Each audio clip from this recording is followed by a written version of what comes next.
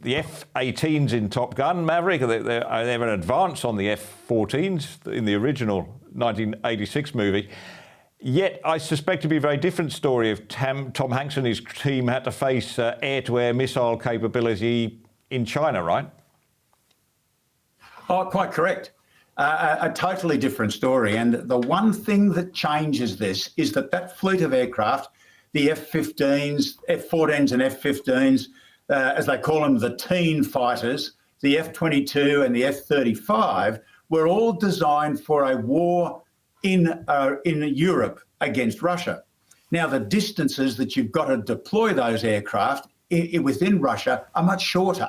The Pacific Island is still an enormous area. And when you look at it, if in order to protect these fighter jets from a missile attack, you held them back maybe in Hawaii or on the west coast of the United States, in some ways out of range of most of the missiles that China has, then to redeploy them into the area, you've got to use tanker after tanker after tanker after tanker, not just one tanker, but many tankers. The distances are quite astounding. So what becomes the prize area? What does become the prize target are the tanker aircraft, the hundreds of tanker aircraft that America must maintain and must protect, plus, of course, the bases from which they attack. So not only do you deploy those forces from Europe or from other parts of Asia or from Australia or from Hawaii or from the west coast of the United States,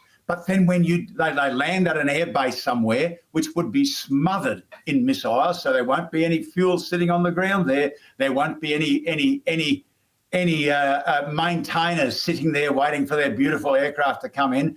So suppose you were somehow to get them through that particular problem of no aircraft and no bases, and you launched an attack against China, then you're going to find yourself very much needing even more tankers to enable those aircraft to reach from Guam or from some of the other bases into the targets that you want to attack in China.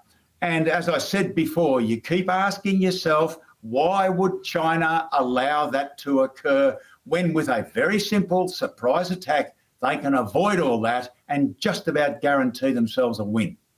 I think it's important that we take viewers through the comparative combat advantages in some detail so that the gravity of your message in your book might sink in. Missile technology, Jim. You introduce us to the Dongfeng 21D, which is an anti-ship ballistic missile, which, if we believe what's written on the box, seems could pretty much wipe out the US Navy carrier fleet. It's said to have an accuracy of 20 metres over thousands of kilometres, even if the target is moving. It can be fired above the Earth's atmosphere from the Chinese mainland and travel many times the speed of sound, and its flight path can be corrected mid-course. Whatever else this might be, it's not a repeat of the Battle of Midway, is it?